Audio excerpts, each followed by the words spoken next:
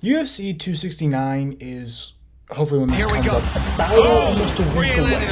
Really comes two rather interesting fights and some other fights that will just kind of affect divisions going forward.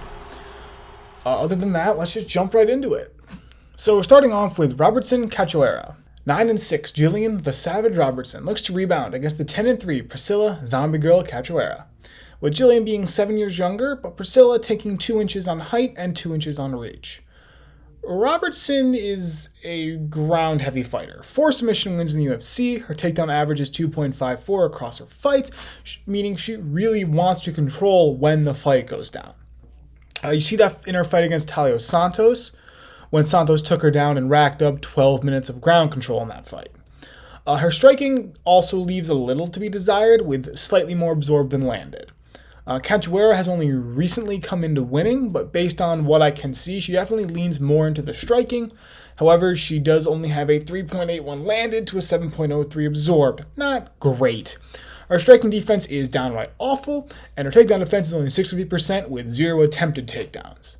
So this is a battle of just 2 different styles, and the edge obviously goes to Robertson, who is the Vegas favorite. Her striking isn't great, but neither is Cachoeira's. And you're looking at this fight and you're going, oh, who's going to win? The person that averages 2.4 takedowns across her career, or the person with a striking average of 3.81 landed per minute to 7.03 absorbed? So Robertson's takedown grappling are her major strength, and that's something Cachoeira lacks. She really has no major strength. Her striking is what she leans into, but it obviously isn't working out too well with her wins only coming recently, and such a harsh differential between the landed and absorbed. Moving on, we have the 6-2, Randy the Zohan Costa, looking to get back to winning against Tony Primetime Kelly in his 3rd UFC fight, and Costa has a 7-year age advantage and a 3-inch reach advantage in this fight. Quickly noticing, Costa is a high-octane striker who is constantly going for the finish. 8.64 landed and 6.86 absorbed. A lot of strikes thrown, a lot of strikes taken. Both his wins are by finishes, as well as both of his losses. The one is a rear naked choke, and the other is a second-round KO. He does technically have a 100% takedown defense. That was also the fight where he got choked out. Kelly, on the other hand, is also fairly heavy into the striking, with dead even landed and absorbed, but most interesting thing to note is that he also has been taken down 10 times across his last 2 fights. I don't see it mattering here, but that's still just a metric ton of takedowns. Not a whole lot here, just because you have a few people. One dude has 3 fights in the UFC, the other has 4. But Vegas likes Costa here, and I can easily see why. Costa's high-octane striking, constantly going for the finish and keeping the pace quick, definitely leads it more. Kelly, on the other hand, has more of a swarming style than just a landing the finishing shots. And here, I think landing the perfect shot falls in Costa's court, and with both guys trying to strike, it goes to Costa here, who has the more finishing power. Kelly will land a lot of blows. I'm not sure they'll be able to put Costa down.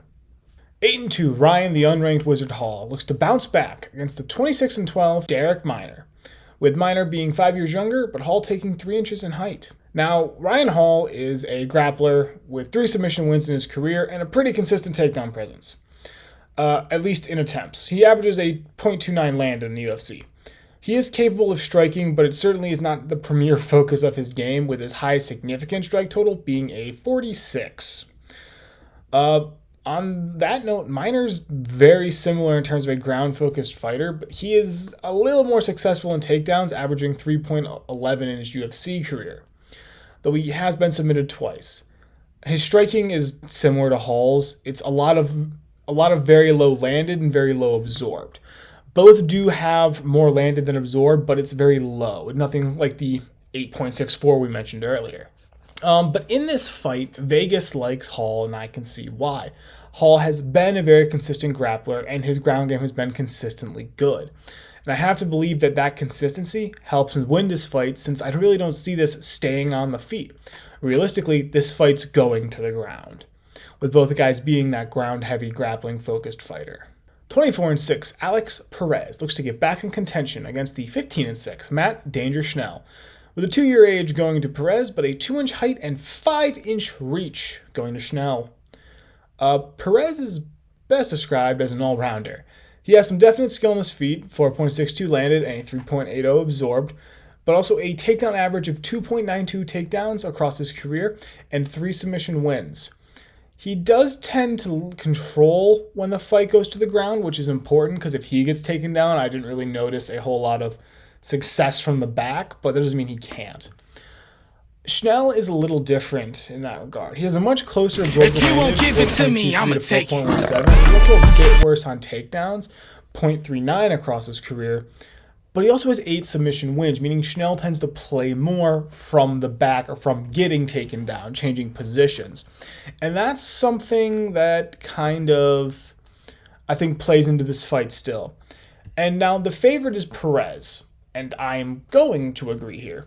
Perez is markedly more consistent in terms of his takedowns and control, and ignoring that his striking is better than Schnell's. I think Schnell can still win this, but I like Perez's consistency and his general control off the takedowns versus Schnell playing more off the back and from different positions. 9-3, Miranda, Fear the Maverick, wins the worst ring name award and looks to get a win against 7-1 Erin cold-blooded Blancfield. With a 1-inch height and reach, both going to Blancfield. Now, Maverick is decently well-rounded across her 3 UFC fights.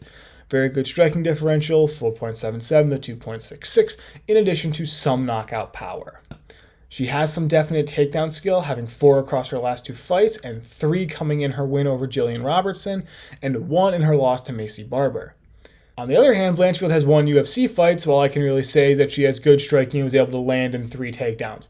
But in her 120 to 41 striking difference in that fight, she couldn't knock her opponent out. That either speaks to her opponent's chin or speaks to her knockout power. Now, Vegas has it close, but it favors Maverick, and despite that awful ring name, I kind of have to agree. With 3 fights, she has the more experience in the UFC, and I always consider that a plus. Her striking also impresses me a little more, because it isn't just a one fight with lopsided stats. We see her show her power off, and we see that differential across multiple fights, not just one. 21-4, Andre Sergipano Muniz looks to stay perfect in the UFC against 14-5 Eric "ya boy" Anders. A 3-year age difference favoring Muniz, as well as a 3-inch reach. Now, Muniz is a ground-heavy fighter with 14 submission wins in their career. In the UFC, they have racked up 2, but also they've been able to utilize takedowns and control to win a good majority of their fights. I do have to say that he is definitely aggressive with the takedowns, but even without them, he's able to gain control and then throw submission attempts from other positions, change them, and all that. On the other hand, Anders has a higher strikes landed and absorbed compared to Muniz, and he's also shown the ability to survive on the ground if taken down. It doesn't seem that he thrives there, but he's able to survive long enough to get back to his feet or make it past the round. He does have a pretty good takedown defense, but he tends to run more so with his striking. Now, Muniz is the Vegas favorite, and for the sake of being boring, I'm going to agree. Muniz's aggressiveness on the takedowns and ability to control the ground both make him very dangerous, and while Anders is able to survive and generally have a takedown defense, if he's taken down multiple times in a round and is just on the ground, points go to Muniz, and Muniz has position to land damage, throw submissions, do things. It all just kind of works against Anders. And Muniz's striking isn't great, but it's good enough that you can't completely ignore it. It's present, so you have to pay attention to it, and it's helped set up his ground game. 12-1, Jordan Beverly Hills Ninja, Jesus Christ, Wright takes on the 21-6 Bruno Blindado Silva. 2 years in age and 3 inches in height, both going to Wright. Well, Wright is a striker and most definitely a finisher, with only one of his UFC fights going to the second round. 18 seconds into the second, but still. His strikes landed and absorbed are both very high at 7.13 and 7.49, and one big thing is that I don't really know how good his chin is against UFC talent, since his wins came against Ike Villanueva, who's won a single fight in his UFC stint, and Jamie Pickett, who's won 2. I only bring this up because Silva is also a striker, but he has a better differential between the landed and absorbed, 5.13 to 1.96, and he has wins over similar opponents, but at the same time, His only weakness seems to be grappling because he's only been finished by submission. And those opponents have also either won more fights and he's looked better in those fights. I worded that poorly, but it's sort of the dilemma of how much weight goes to their records and how they fought.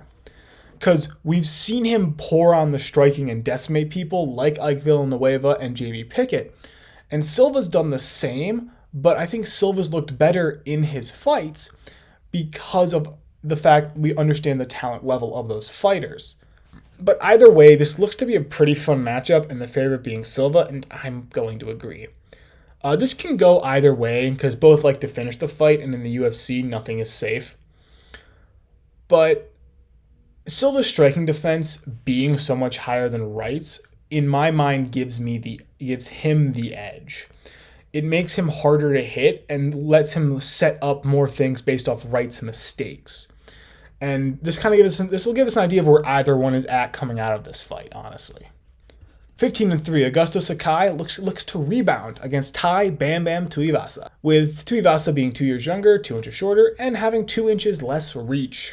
Sakai, like most heavyweights, does favor the striking, but unlike some other ones, he has a decent differential between the landed and absorbed, 5.10 to 3.98.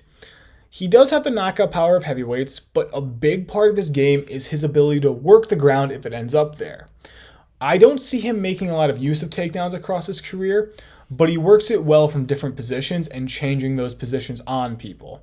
And he definitely has the endurance to make it to the end of a fight, something that some heavyweights do struggle with.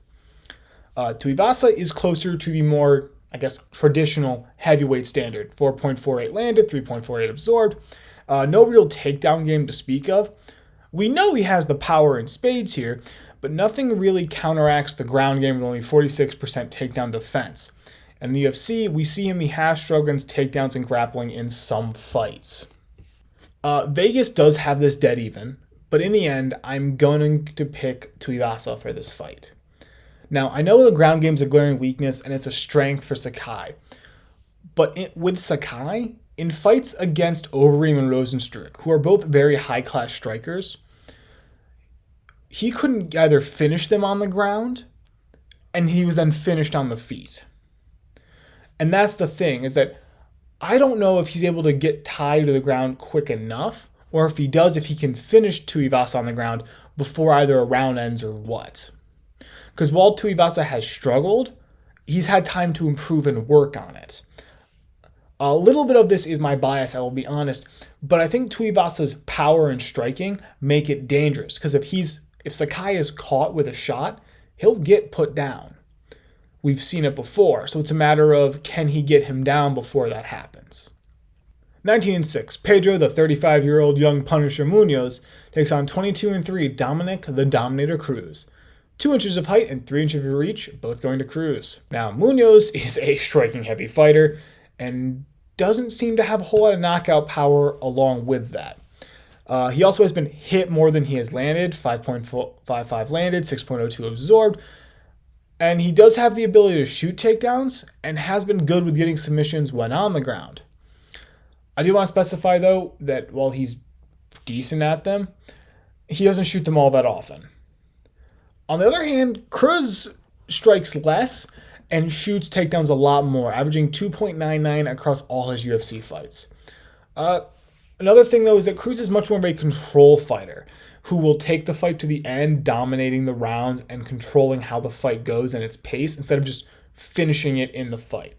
Not a lack of, I think to be more of a game plan and fighting style thing than anything. Vegas does have this one dead even as well, and I'm going to pick Cruz here based on how he fights. Munoz tends to go to the finish, and when faced with better striking, he tends to lose. Cruz strikes me and tends to have the much more solid game plan of a fight, and he strives to dominate a fight from beginning to end. He has a very unique striking style that involves a lot of movement, odd angles, and he has a very good ground game as well. Munoz isn't awful at the ground, but I can see Cruz building time, building takedowns, and building control throughout this fight. 16-2, Josh Emmett looks to keep winning against Dan 50K Ag, with a 6-year age gap favoring Aggie and not much else. Now, Emmett is yet another striker in this card with another familiar equal landed and absorbed, 4.33 to 4.02. But he also does have decent finishing power. Though he also will win fights by decision, so we know that he still has this gas tank at 36 years old, which is important to note. His takedown game is notable because it has surprisingly effectiveness when he uses it. He doesn't use it a lot, but it's very much a situational bag of tricks thing he does have. Certainly not a focus, but it's something that you have to respect. And to make this short, Ige is very similar in almost every capacity, though his takedown defense is marginally better, and he has had more submissions in his career. Stat-wise, though, he's very similar to Emmett.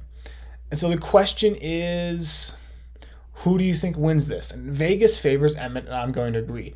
Despite his age and the fact that it's the same kind of style that both fighters have, Emmett seems to be a little more flexible with how he will consistently go to win a fight by decision. He seems to understand the positioning in the fight a little bit better than Ige. I think this is one that can go either way, and I feel annoying. I feel like I made the wrong pick here with Emmett. But honestly, I think he will beat Ige in this fight. I have to go with it now. 21-3. Raulian Paiva looks to keep winning against 14-1 Sean undefeated OMalley with a 3-inch height and reach for an OMalley. Now, Paiva is a rounded fighter. Striking is a little weak, 4.24 to 4.90, but he's able to supplement it with a sort of takedown game. But the issue with me looking at his game is that everything about him is just good in there. His striking lacks knockout power, it lacks a swarming feature, and as we saw, it technically is a little lower than his absorbed. And his ground game isn't super dominant, but it's functional. I am saying this, he's won 4 of his last 6. When you look at OMalley, he has this very good striking style. He has 8.25 landed, 3.59 absorbed. He also has a sort of takedown game, but he hasn't shot one in his last 6 fights. So OMalley's striking is his focus, and he's very good at it. He has a very good strength in his strikes, and the types of strikes he can throw and the angles add variety to the constantly looking out for. In his wins, we see him work range, we see him work close, we see him able to pepper opponents, and while he couldn't put Motahino to sleep, he bloodied that man for 3 rounds. Vegas favors OMalley, unsurprisingly, Paiva's not bad. There's nothing too incredible or outstanding against him. I look at his stats, I look at his fights, and there's no fight where I'm going, wow, he dominated that fight. It's, oh, he did good in that fight, or, oh, he did enough to win in that fight. And OMalley is just very good at striking. And I think that his striking is just so much better that gives him the edge. If Paiva gets him to the ground and dominates him, that changes the fight. But as it stands now, I like OMalley in this fight. 22-9. Kai, Don't Blink Car of France, looks to build a streak against 12-4. Cody No Love Garbrandt.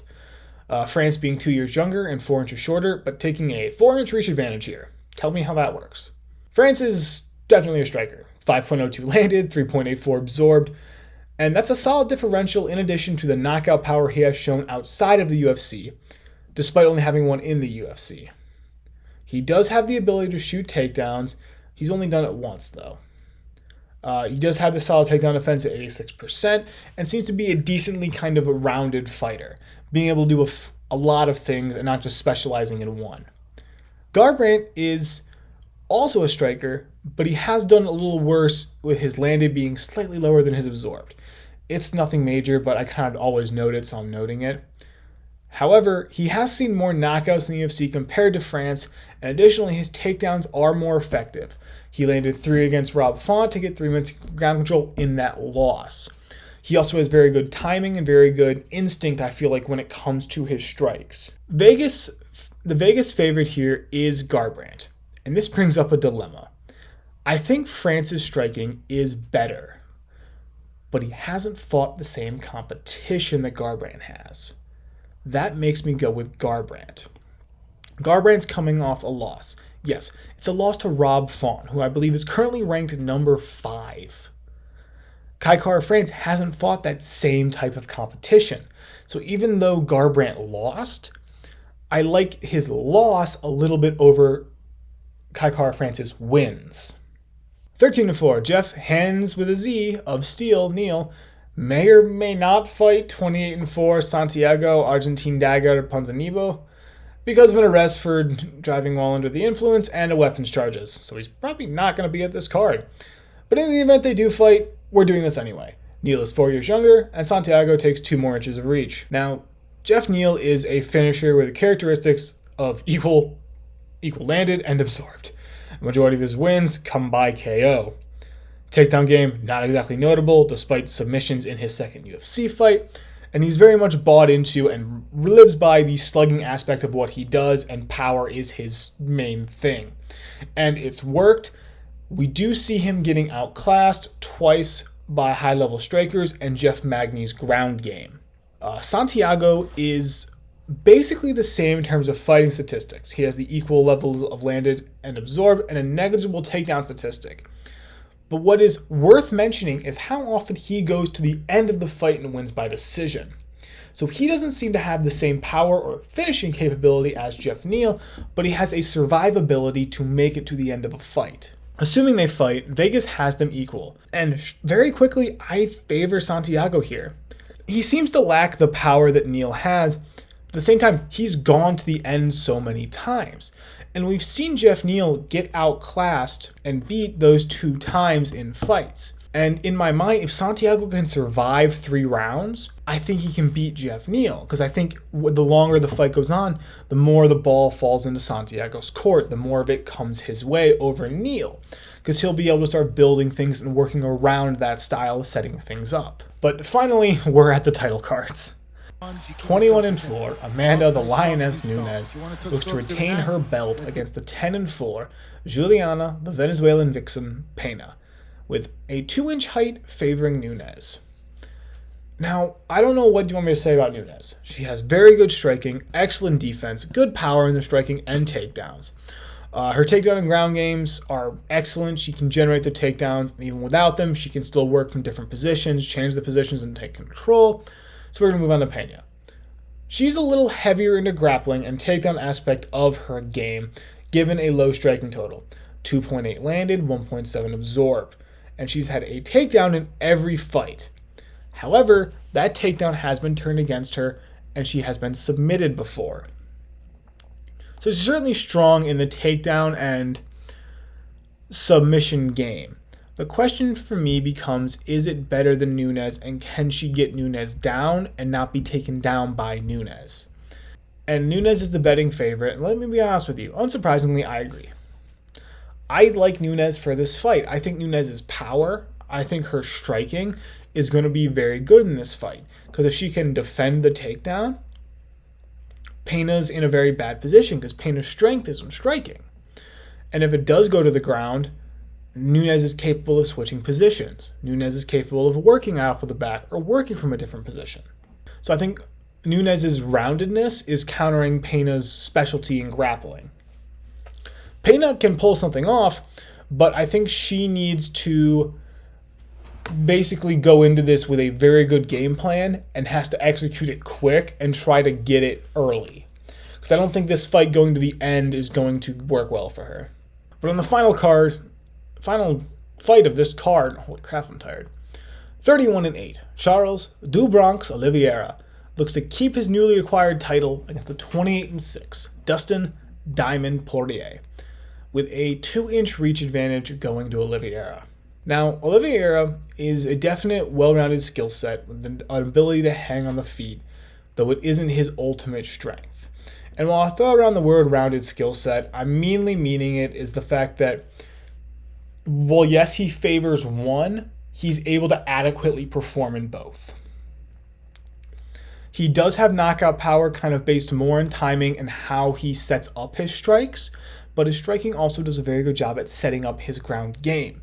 He's very good with takedowns and is able to use them to control a fight, but is also able to use them to set up submissions, getting him 19 career submission wins. Poirier is a little different. He has a higher strikes landed and absorbed, lending more to his boxing and ability with power in that regard, but he does have a few less in terms of takedowns. However, he is already a very good striker. We know this, we've seen in his fights with McGregor.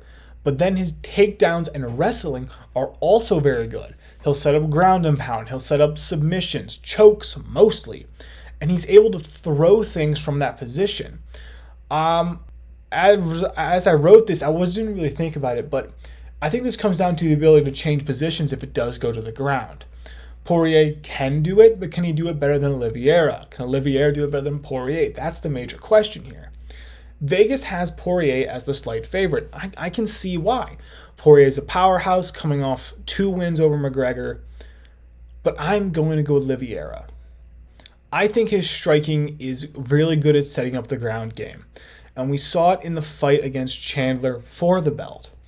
Is that while the first round went Chandler's way, Chandler got caught with a strike in the second, and that's what won him the fight. I think you start to focus too much on the grappling, it opens up the striking. You have to keep both of his skill sets in mind. And while I think Poirier is a good fighter, and I can easily see this going 5 rounds, I think Oliveira will be able to do enough to take 3 of those 5 rounds if it goes to decision. Well, this is just my general basic analysis, and probably most of it might be wrong, but I'm super excited for this card, and I think there's a lot of potential in these title fights as they go.